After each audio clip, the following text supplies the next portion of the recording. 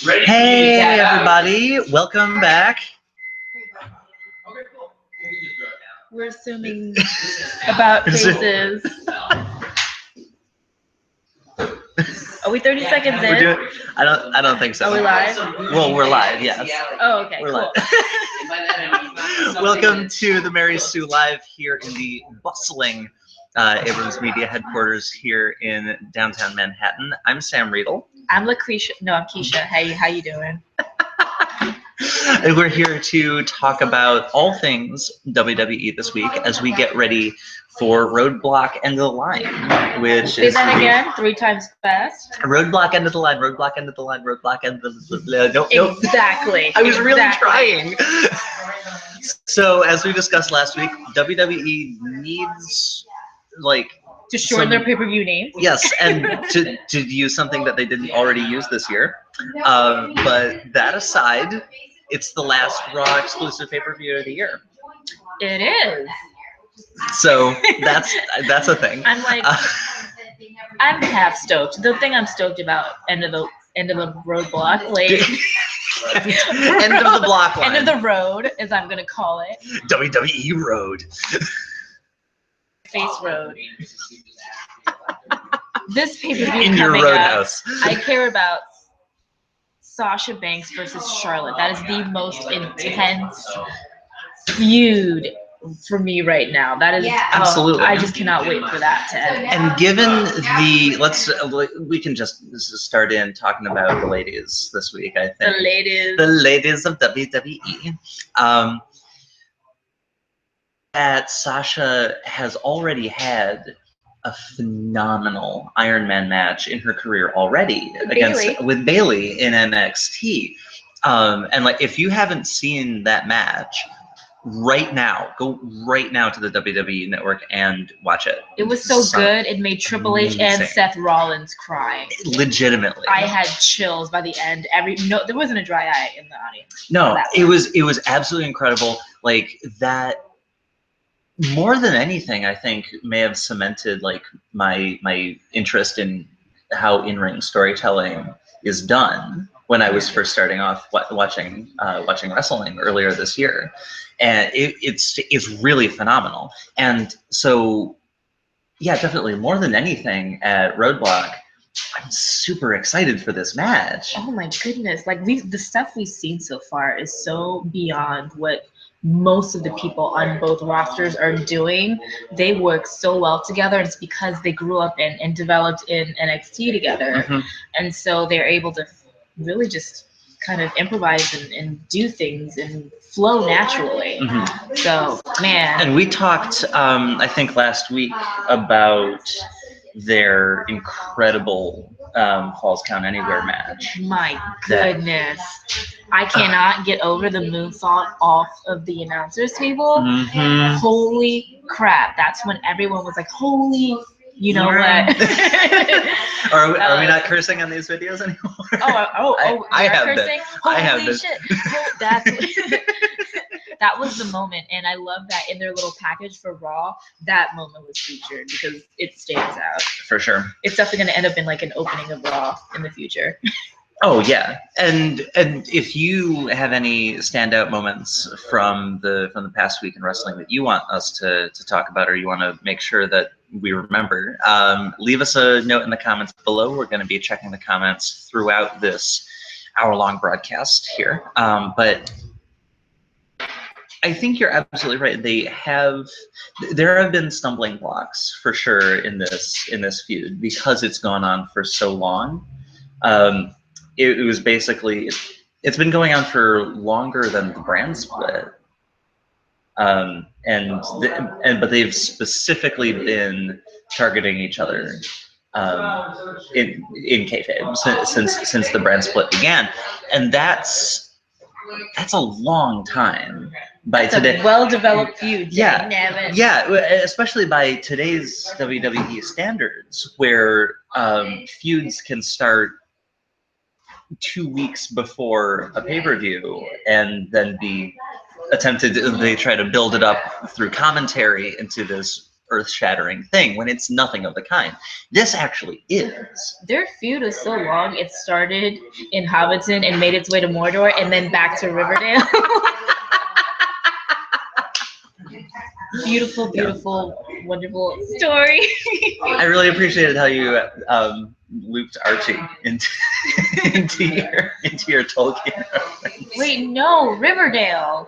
The Elven Kingdom of Elrond and Celebrian. Rivendell? Wait, Riverdale. No. What? Riverdale. Wait, no, Rivendell. It's Rivendell. It's Rivendell. Riverdale is where Archie and the gang are from. Whatever. We have fun. So, yeah, what are you looking forward to? Like, what do you think we're going to see from this match? Do you think Sasha is finally going to be able to retain the belt on a pay-per-view?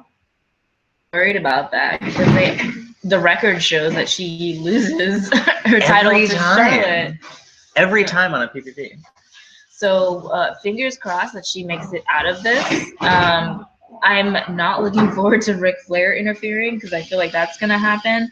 But I am looking forward to them just getting into the nitty-gritty, just pure wrestling because they're both so talented. Mm-hmm. So I'm expecting a lot of submissions.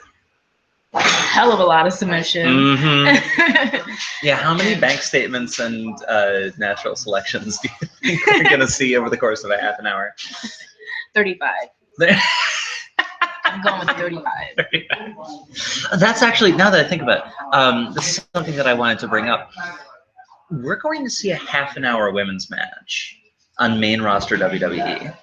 And how pay-per-view. Bonkers is that? Even if it wasn't on a pay-per-view, this would be super important. And honestly, I couldn't see them doing it not on a pay-per-view. But it's so incredible to think about how much time, ratio-wise, as opposed to the rest of the thing. It's mind-boggling. I come from the era where women's matches were 7 minutes, including both opponents walking to the ramp, cutting an in-ring promo, and then getting in the ring to wrestle. And that was just the biggest complaint of that era, is that you could do so much more with women, but you would only have them show up for one segment that lasted under 10 minutes, and then you would have a main event match that went on for 45 minutes. Mm-hmm. So this is huge, and if you told me this 10 years ago, I would have been like, what are you talking about? Who is this Sasha Banks? Who is this? Ooh. Now that her first cousins are Brandy Norwood and Ray J and Snoop Dogg. I knew about Snoop Dogg. Okay. I didn't know about the other two. Obviously, this is the year of me realizing things super late, but... Well, that's why Snoop came out at Mania. Oh, wait, that's right. Keisha, they talked about this. Why do Michael I not Cole remember this? mentioned this at Why Mania. do I not remember this? I don't know. Were you watching? Did you watch Mania this year? Yes, I did. But I feel like maybe I'm just in work deliria. I don't even remember what I did last week. I think you might have walking pneumonia or something. I don't know what's going on with you. That's right, because she had a new thing. Okay. Anyway. Yeah. Okay. Yes. Yeah, and then some singer came out and completely butchered the entire. Yeah. Stop it. It was bad. Whatever. It wasn't good. Whatever. So we got that Iron Man match. Yeah, let's talk. What else is going on in women's wrestling in WWE right now? We can probably blow through the rest of this in about 5 minutes. Facial expression, not a heck of a lot. See, because this week, after I don't even think Bayley was on last week. Was she? She was. So Bayley and Alicia Fox now, we were mistaken last week. There was one segment of actual women's wrestling last week. And it was Bayley versus Alicia Fox. So this is the second week in a row that they've had a short and not particularly memorable match. so dumb. I don't even know why they're looping Bailey into this sort of storyline Mhm. where Alicia assumes that she flirted with Cedric, and so she's upset, and Bailey's like, I was not flirting with him. I was just being nice. You know, it's Bailey. Yeah. And so they're fighting now. So that's a storyline. It sure is. It's also especially kind of strange because supposed romance between Cedric Alexander and Alicia Fox only started the week before, and it seemed like they were just kind of like flirting, and now they're being talked up as like the hot new couple on Raw or They It's are no strange. Booker T and Sharmell. Or I don't know, Sharmell. uh-oh. To the computer. To the computer that died. Oh no, Keisha's computer has died. She'll be back with that. Yeah, I'm. His wife. Oh, okay. Booker T's wife. Oh, speaking of Booker T, you know he's going to run for mayor of Houston Yes, and in that 2019. is fantastic. Fun story. I met him. Did you? Yeah, I met him and Tell me all about this. at like a backstage. I was okay. So before I moved to New York, I was like volunteering for this pro wrestling thing in Florida. Okay. And so I got to see a bunch of people. I saw Sasha Banks. We talked about that backstage. I saw Blue Pants from NXT. I love Blue Pants. We Yeah. haven't seen her in so long. Yeah, I think she got I miss you, released. Blue Pants. But yeah, Oh, Blue yeah, you're probably right. Met Raven, who actually has my phone number. You gave Raven your phone number. I did. I didn't know what to do. I didn't want to be like, but Oh my god. Oh my god. And Rhino was like chilling. We were chilling in like this back room for a while, and I was like doing a handstand, and he was like showing me the way to not do it. Oh, okay. I thought you were just randomly doing a handstand. He's like, yeah, you don't want to like move your head back, or else you'll fall and like break your neck. Good advice. And then I ran up to Booker T, and I'm like, yo, can we get a selfie? And then I asked him, so who does your hair? And he's like, I do it. No. Booker T. That must take him so long to do it himself. Lying. I won't. No, I will. I mean, it could be true, but yeah, that's what he says. Okay, that's dedication, is what that is. Like, wow. I mean, he's a put together dude. He's really, really put together, really super nice, and so awesome. Say what you will about what his vocalization commentary. You better leave that man alone. He's a legend. He is a legend. I will leave him alone. Good. Okay. So yeah, that's my run-in with wrestling story for today. But yeah, back to Raw and Bailey and that nonsense. Yeah. Not happy times. But I will say I've been a little hard on Alicia Fox because I have said that she can't wrestle, and obviously she has a few moves. She can do the Northern Light suplex, and she did the scissors that Booker T made famous. That's true. So there's that. So you get a cookie. This week's grade That's is a like B-. That's like the one. I don't want to say that's the one like flashy move that she knows. She's also got that Northern Lights. Like 3. Yeah, she's got that and the Northern Lights suplex and her kicks, like her high kicks. Oh yeah, okay, yeah. She really needs a finisher. She doesn't have a finisher. She's not well rounded, and she's always clumsy. Like I always feel like she's falling instead of landing. Yeah. Yeah, a little bit ungainly, which is... She's gangly as hell. Yeah. I really like her ring gear, though. She looks good. Don't get me wrong. She looks very good. It's just that her moves, not so much. Mm-hmm. I just want... I was really hopeful that that Bailey was going to get... or at the very least, like, I don't know, maybe this is just like building up to her getting a title push after the Charlotte Sasha thing ends. Maybe because it feels like, yeah, she kind of got pushed to the sideline once Sasha and Charlotte took over. But it's weird to have her facing Alicia for that, and Nia Jax isn't doing anything. True. Maybe, I don't know. They're also trying. It looks like they're really trying to develop this weird feud between them, and they really just have no idea what to do with every other woman on the roster. It's true. They have a hard time multitasking with the women. Well, actually, with anyone. No, that's true. That's true. Because you'll have one good storyline, and then you'll have like 45 flops that pop up and disappear. So I just feel like it's just a case of they don't know. They are not really thinking about Bayley right now. So let's just throw her in there. I think that there was.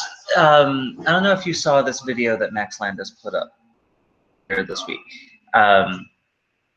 And like, say what you will about Max Landis, I know a lot of people have a lot of very strong feelings about him, myself included. But he brought up a pretty good point in that, from a rating standpoint, it's some of the best periods in WWE history have been when wrestlers can come in and out of storylines unexpectedly, and you won't know necessarily who could intervene in someone else's feud and take an interest in a given storyline. And that adds that air of unpredictability and a sense that this universe actually is shared.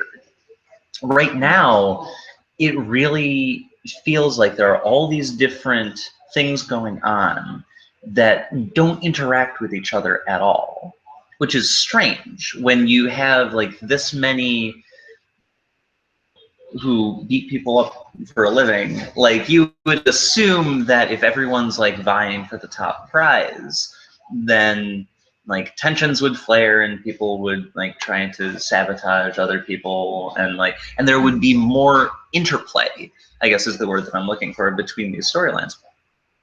And that's really not happening. And it's hurting the women especially, I think. Yeah, the only time you ever really see different wrestlers come together is if they all come out for that one promo at the beginning of the, right, show. Yeah, and then yeah, it's like when it's a holiday or something like that. Yeah, that's the only time. But yeah, I agree. We could use more interaction between both the men and the women, because I feel like the men also and the women act like they don't exist. Each other don't exist. So we need a more cohesive environment there. But Raw for me was a little weak. There were some highlights, like my British gentleman. Yes. Now, okay, so this is interesting because the cruiserweights, the cruiserweight division is weird right now. It's on Raw, but then 205 Live is on after SmackDown.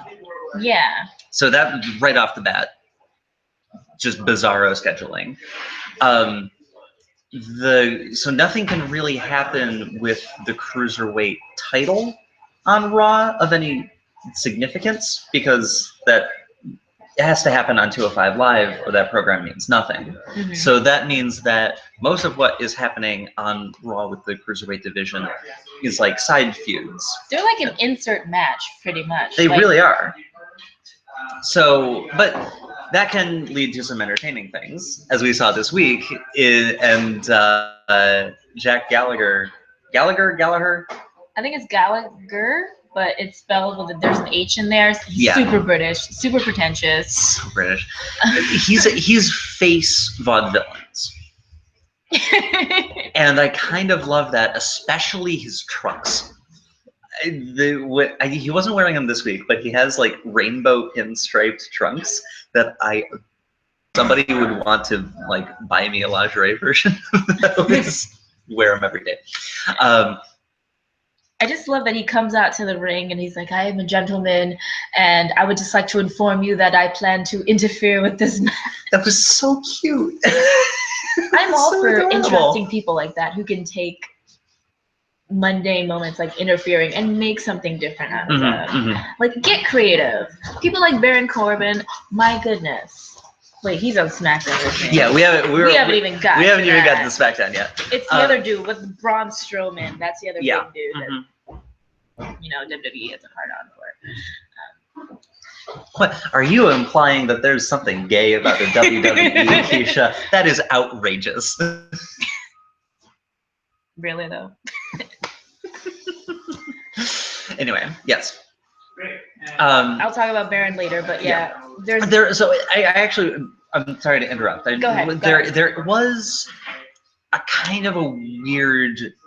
I was picking up on a weird sort of like racial colonial subtext on this match, because we had like boil it down, you have two brown dudes having a dust them up, and then an aristocratic white guy comes out and poo-poos everyone and like calls them scoundrels and like and everything. I was like, well, I'm going to in your affairs. I may be reading way more into this than I need to. I think you are, but that's a great link because it's definitely a reflection of real events in world history.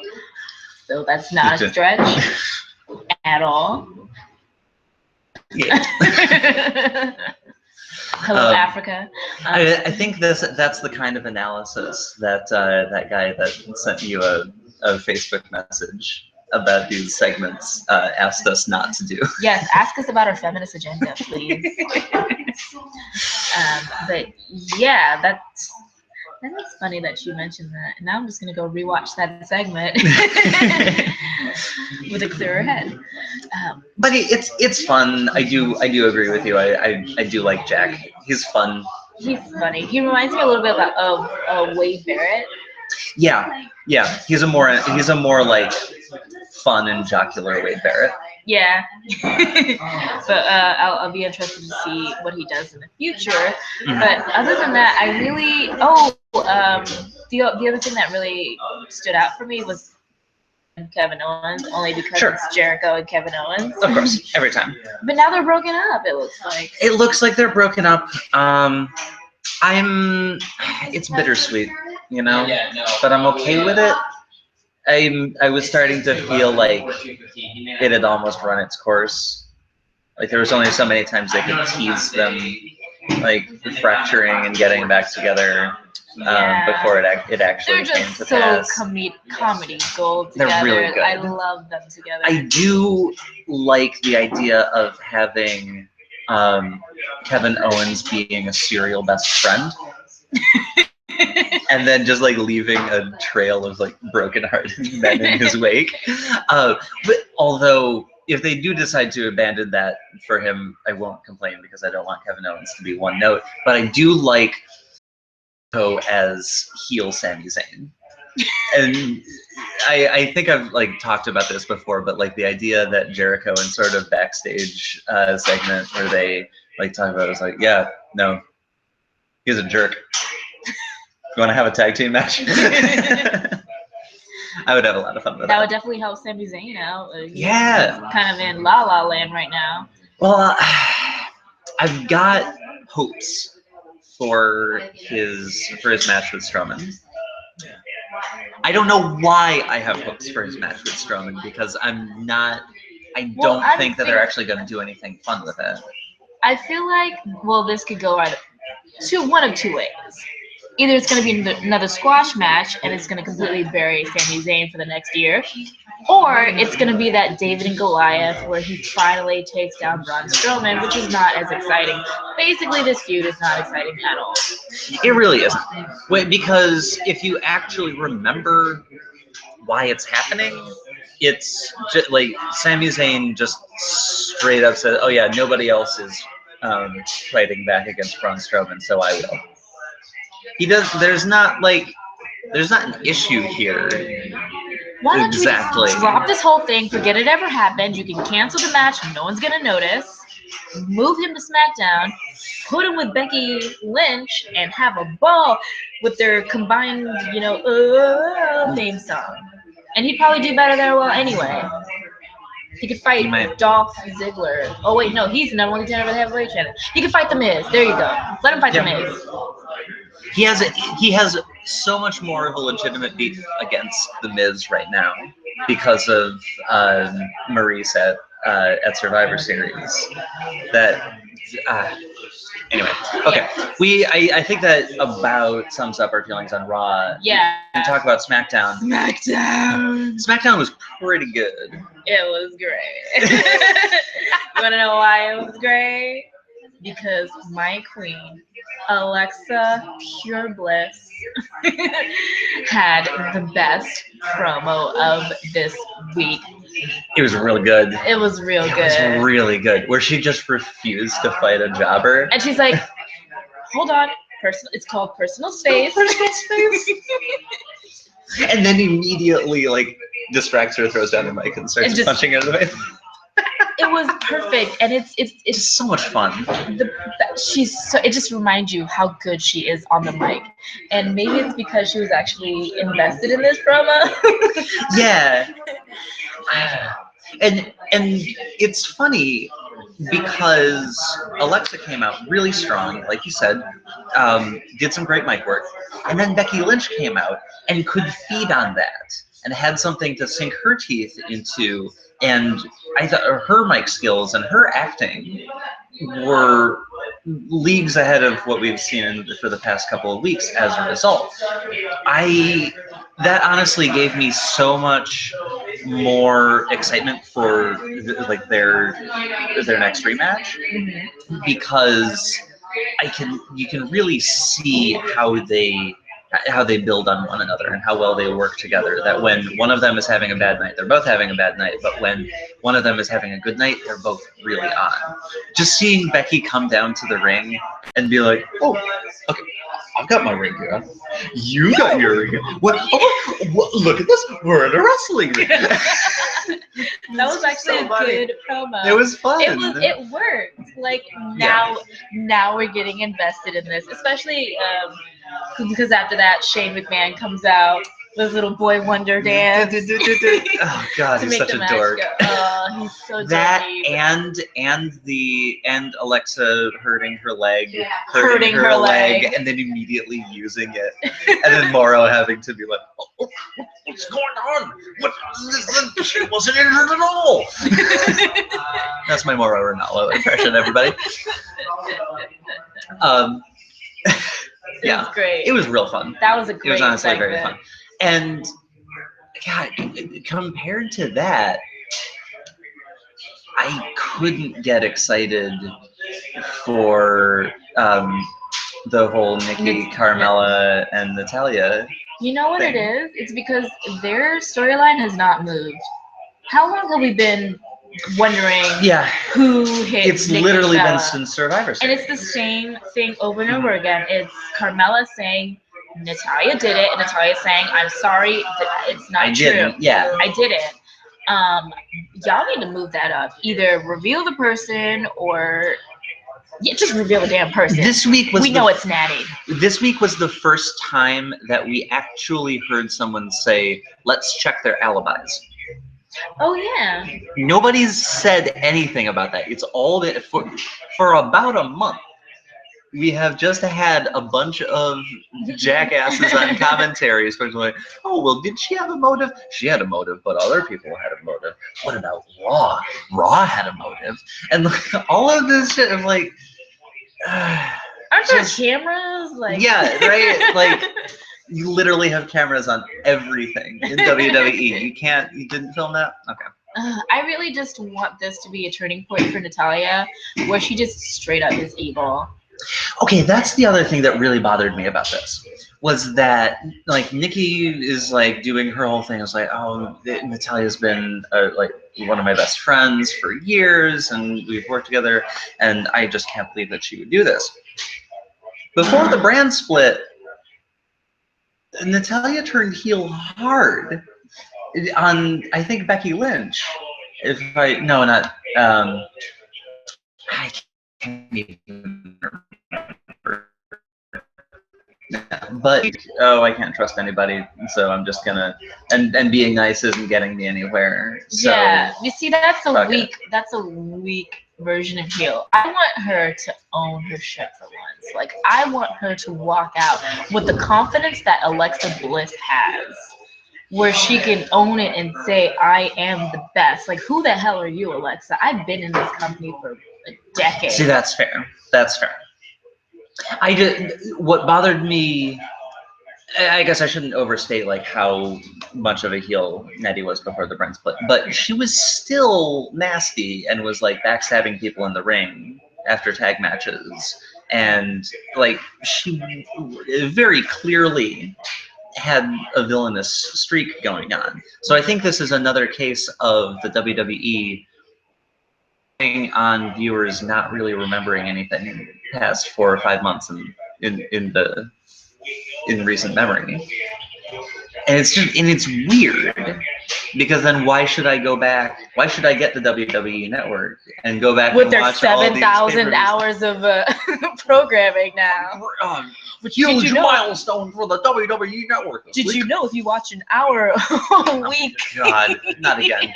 Let's not go through that again. Oh my! Horrible. They're really selling. Really. Get through it. Tom Phillips did a good job of selling that. I mean, great job, but damn, y'all just pushed that. Yeah. So that's not so much fun. We're talking about the tag team. Yeah, I was gonna ask about the tag team. I am not here for the hype bros. Like I'm not at really all. here for them either. Usually, I'm here for troll tag teams, but they're just not entertaining. They're at not. all. They're not. And I prefer the especially, fashion. listen. Oh, I mean, Yeah. absolutely. Let's talk about how in our current socio-political climate, I could not be less interested in seeing a couple of meathead jocks beat up on other people who are actually better than they are. Oh, yeah. Could not be a worse time to throw that in my face and give them the push. The Fashion Police would be an entertain. It would make an entertaining title run. They still need to hook up with Chris Jericho, dag nabbit. I mean, yes, Yeah. absolutely. We have been saying this for weeks. They would make it better. I really wanted Heath Slater and Rhino to have a better title defense. They would be so interested because they're a good tag team. They are a good tag team, and I think they deserved a lot more, honestly, after TLC than a quick and dirty title defense that didn't work out. I think, honestly, they should have at least let that go for a couple of weeks. Yeah, and how dare you do that to Heath Slater? Heath Slater, he's got kids, guys. He needs this. He needs this job. That is the greatest tagline. It's good. And every time he comes out, the commentators, I actually legitimately like this from the Smackdown commentary team. They keep adding more and more things that he has spent his paycheck prematurely on. Like now he has 2 above ground pools. I just love that. Yeah, there are so many. Okay, the Ascension. I don't want the Ascension to be doing a title run right now. Obviously, we don't need to have like a heel versus heel tag team feud. What we do need to have is the Ascension becoming the errand boys for the new Wyatt family. That would be interesting. That would finally give them personality because right now they're walking around like Undertaker Light. They really are with face Ministry paint. of Darkness Light. Yeah. Wannabe. But here's the real crime, I think, in this tag team elimination. And correct me if I'm wrong. The goddamn Usos weren't in it.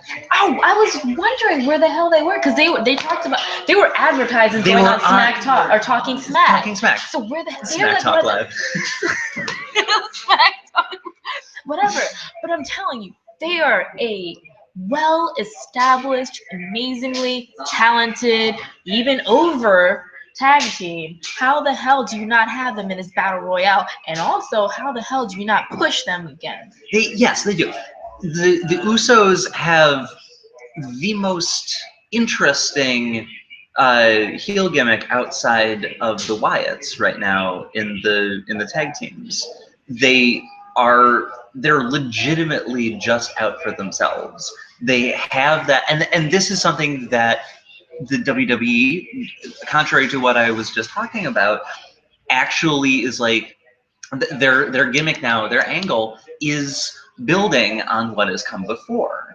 That they were like great baby faces, but couldn't get over enough to get a title push. So in kayfabe, there's like, okay, no, this isn't playing nice, is not getting us anywhere. So it's just about us, and we don't care about any of the rest of you. I don't care about your feelings. I don't care about your career. We're going to destroy all of you.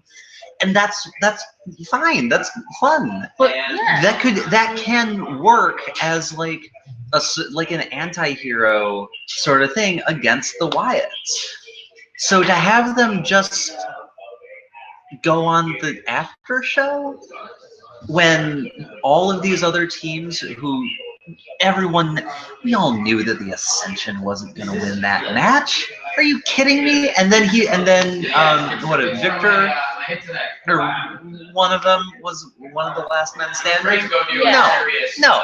And that spoils so much of the, like, if you know what's been going on and you are like thinking about things like in a metatextual context. Obviously, the Ascension is not going to get the push. Obviously. So at the very least, and like you said, like we would like the Fashion Police to get that push. They're not going to get it either. So as soon as it came down to those three in the ring, I'm just watching the last 5 minutes of that match, going like, it's going to be Zack Ryder, and I'm not going to like this.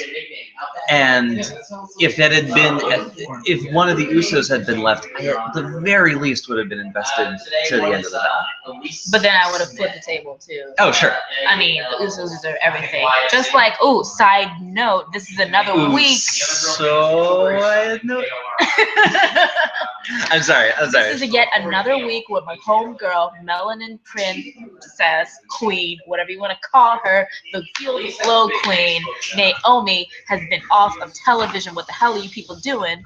Figure out how to work with Naomi. She's talented. She can wrestle. She has a gimmick. She has one of the best entrances ever.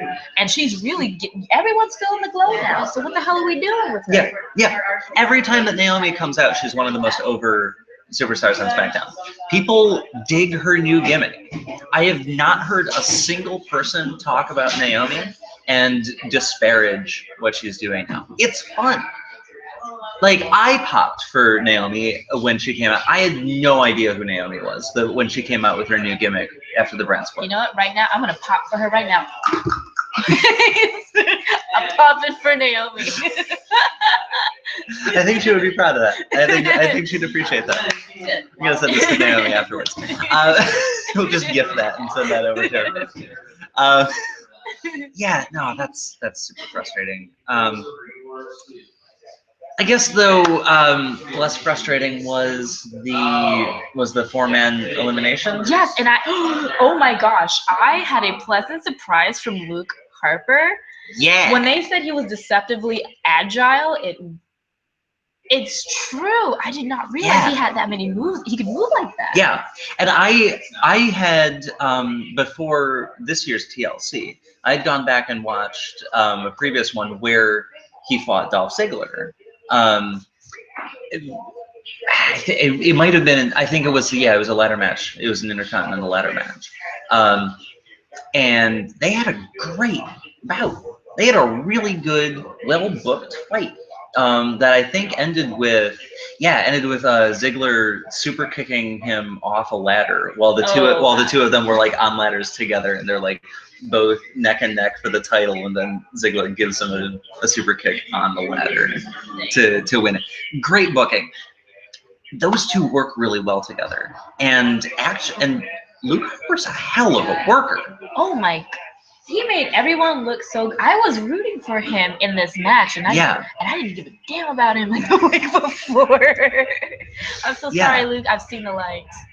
No, it's true. I've never been that excited about his character, but that's I think the weakest part about him is that without the Wyatt family, he doesn't really have a whole lot going on. But just in the sense that he can come out and get it done, like he's great. He is easily one of the most underrated, I think, or at the very least underutilized superstars that Smackdown has. Yeah, and even when you talk about his character, him and Naomi. And then when you talk about his character too, just this whole crazy swamp personality, I think that could actually work in his favor if they gave him more time instead of just sticking him as sort of a background prop to Bray Wyatt, which is again supporting my theory that he would do a lot better if it was just Bray Wyatt and Randy Orton, and he split off and did his own thing. Right. Yeah. I do appreciate that he was in the match because of supernatural shenanigans that he pulled to just show up in the middle of Miz TV and lay everybody out. That was great. I like that. And talking about it last week, the Wyatt family just needs to have more of that creepy supernatural vibe that you were talking about. We need more of that because that is what separates them from the rest of the heels. For sure. And if we don't have that, then Bray is just a creeper in a knockoff. Somebody said he and Baron Corbin have basically the same ring gear. And they do, with that weird ass denim hoodie. Hey, hideous. Dean Ambrose wears denim too. Yeah, well, Dean Ambrose barely has ring gear. He just shows up and what he bought at Walmart. I feel like he chugged a beer beforehand and then just like walked out. there was that promo that he cut with James Ellsworth where James was like, "Oh, let me know if there's anything that I can do," and I'm like, "No, don't worry about it."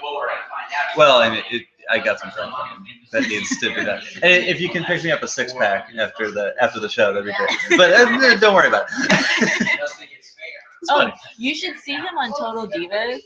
Like, dude is cool as hell. Like, first of all, Ambrose? Yeah, he lives with Renee Young in Vegas.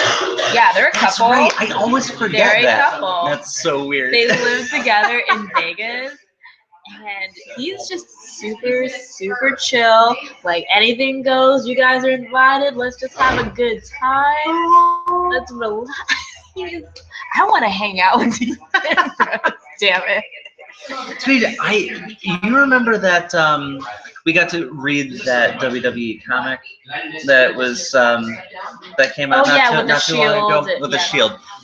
That I need to like revisit that and see it because that concept of the Shield just hanging out outside of the ring and having a cookout on the top of like a semi truck where Dean Ambrose is just like making steaks and being like, "Oh yeah, this is gonna be great. You don't know how to eat a steak. I know how to cook steak. We're gonna have steak." And then like Seth didn't get the potato salad, so Dean turns into the lunatic fringe and kicks the steaks off the top of a truck. That was hilarious. And it's actually nice to hear that he's in real life just like that without the random bouts of rage. Yeah, he's just laid back as hell. Like Renee, Nikki and Brie Bella were visiting with Daniel Bryan, and Renee was like driving herself crazy, like trying to get everything and make everything perfect. He's like, "No, it's all good. We're here to have fun." And then she like drops a plate. He's like, he looks up and goes, "Party foul." Oh my God! Yes. Okay, that's great. Are you trying to tell me that I need to watch Total Divas? You needed to watch Total Divas. Oh God. Okay. And guess what? Naomi's on there. That's where she gets her screen time. Yeah. Okay. All right. So yeah. There's that. It's not all Bellas. Okay. I did used to watch a lot of cooking shows for my reality drama, so I could get into Total Divas. You'll get into it.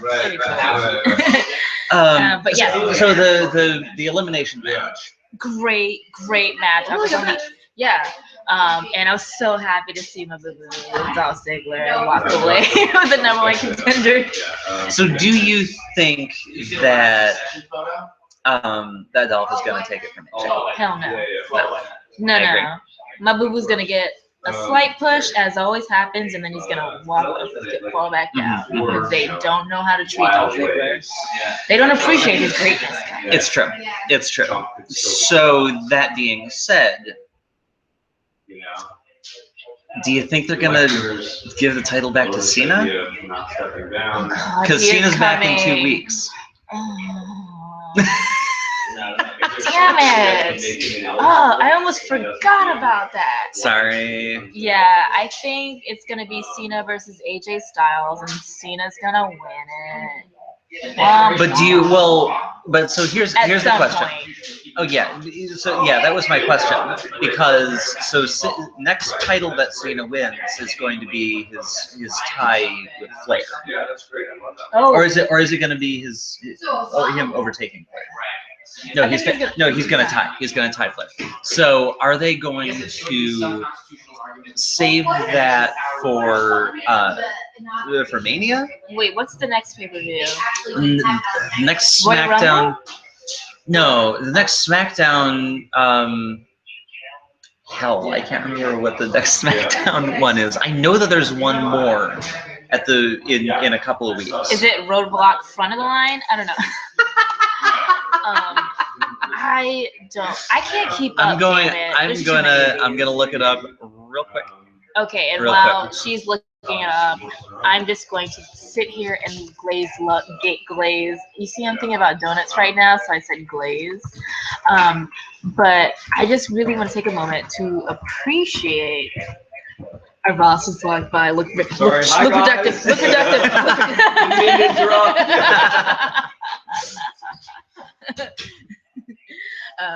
But take a moment to appreciate Carmella.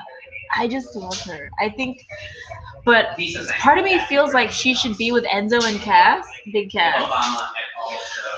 Well, their gimmicks right now aren't really compatible. Unless that stupid storyline, yeah.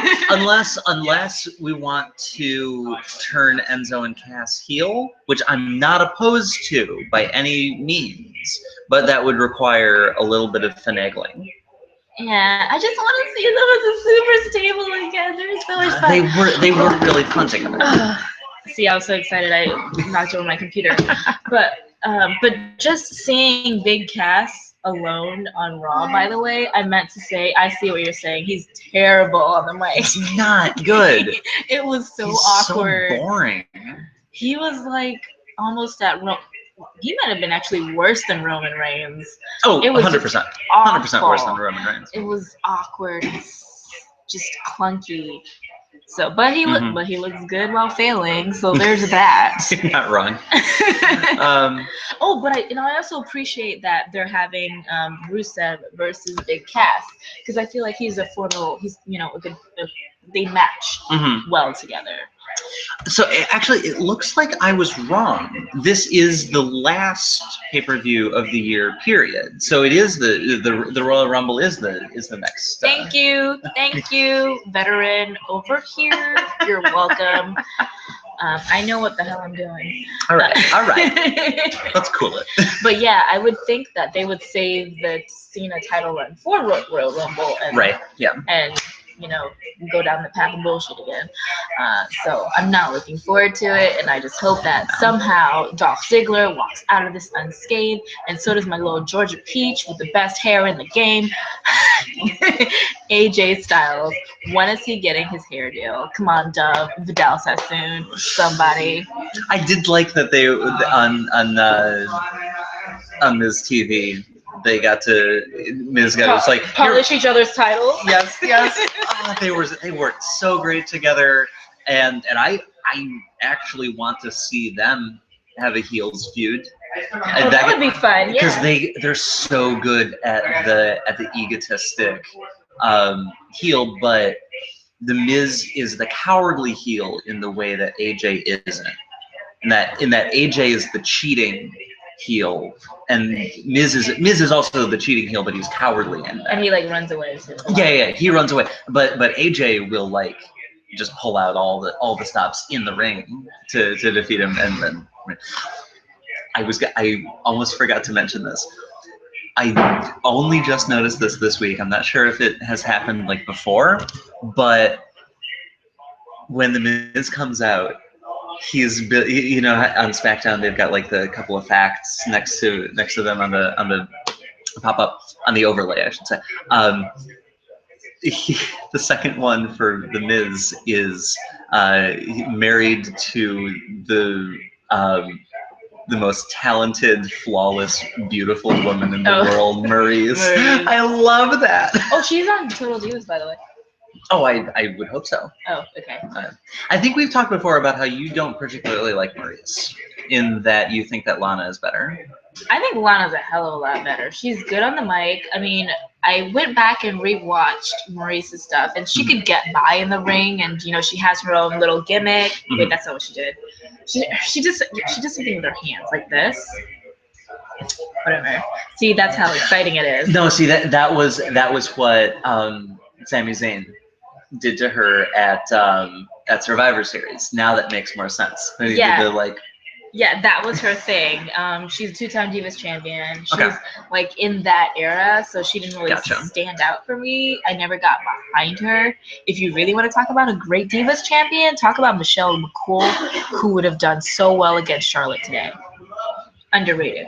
But anyway, yeah, so she did her thing, and now she's back. Yeah. So I really don't care. I like Maurice. Lana forever. I like Maurice, but I am willing to admit that there's a substantial part of that is born of my crush on Maurice. So, like, I mean, she's good looking, and she's got some great gear. She does have all that black spandex and spikes and stuff. Listen, I've talked about this with Dana Brooke. Yeah. Who also don't know where Dana Brooke is, by the way. How did she disappear too? I don't know. She's in the. Did Charlotte like leave her in the backseat of the car somewhere? She's just like chilling. She left her in the taxi. Oh no, poor Dana. God.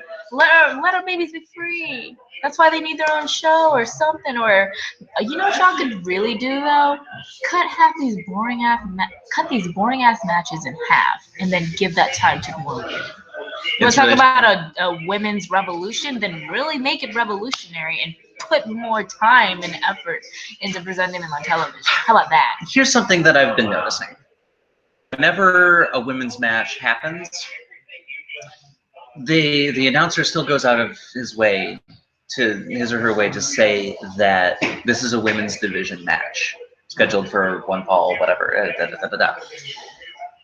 We are still very much in the male as default position in WWE, to the point where Triple H just announced the UK Championship this week, and is using all of this gender-neutral terminology to talk about, we're going to get like 12 or 13 of the greatest superstars and performers from all over the UK, and it's going to be a great, like the best performers, and it is implicit that those performers and those superstars will be male, completely sidestepping the fact that I'd wager that some of the best performers in the UK are women. Yeah. There's going to be some in there in the mix, but we don't have that. It is all the championships are for men, and we got one women's title that is specifically said, okay, this is the women's section. Yeah. It's just something that's been bugging me, and it's in the way that they talk, it's in the way that the matches are booked. Like, it's frustrating, and it's just indicative of the very narrow box in which women superstars are kept in WWE. Yeah, there's still a long way to go in the WWE for that, and yes, they're giving us revolutionary feuds like Sasha Banks versus Charlotte, but if that's all you're gonna give us, then you're not doing enough. Yeah. So, NXT this week, the only women's action was a backstage interview with Billie Kay and Peyton Royce, I always want to say Peyton Manning. I talk about her. Peyton Manning. Peyton Manning. And which was interrupted by Daria Baronato, who is still not particularly good on the mic, but is starting to make a few little strides. She reminds me of Rosa from Brooklyn Nine-Nine.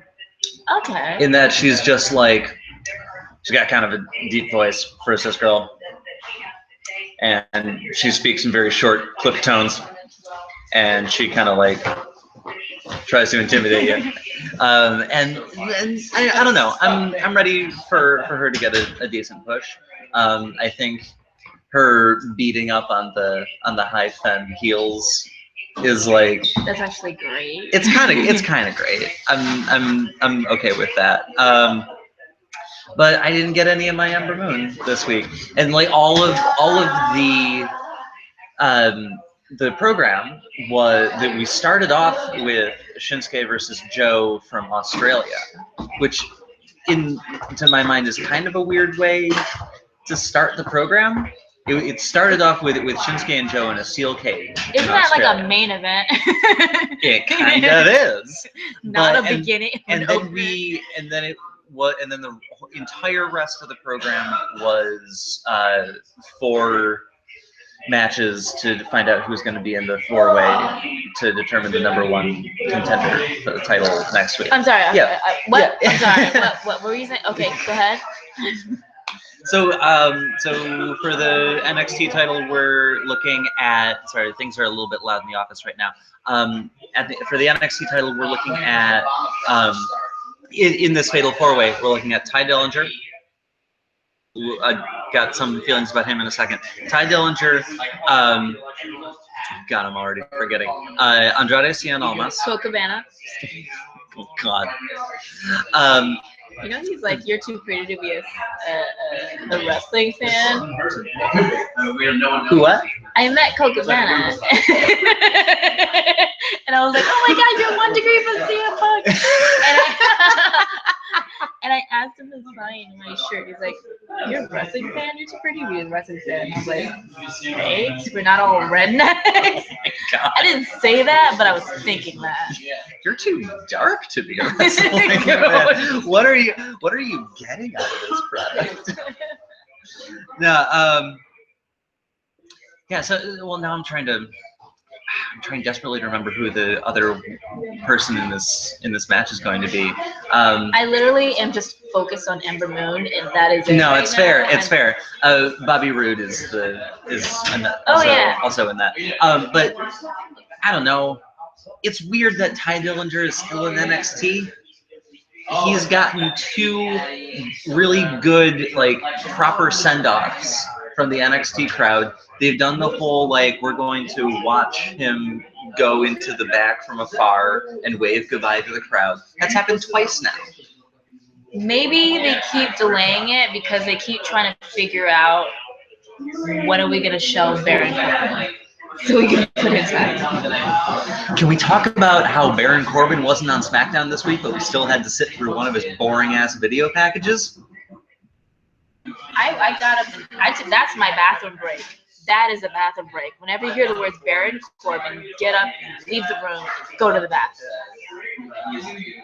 His stupid face, his stupid facial hair, and his stupid lack of expression. I'm so tired of Baron Corbin. I'm so tired of having him inflicted on me when all I'm looking for is Naomi. This is TMS being personally victimized by Baron Corbin week after week after week, and I want you to stop it. WWE is all about anti-bullying, but right now you're totally doing that with Baron Corbin. Let's just cut it. I need Connor's cure because Baron Corbin is giving me cancer at the eyes Oh my right God. now. Too much? That's too much. Too far. Both my parents had cancer. I can say it. My dad had cancer. Hey! Okay. Cancer kids. All right. On that uplifting note, I think we're gonna say goodbye. We're gonna say goodbye, and this is also Sam's last day. It is. It's just my last video and my last day in the Mary Sue. But don't worry, I've got handcuffs. She ain't going nowhere. Did this just turn into a gimmick match?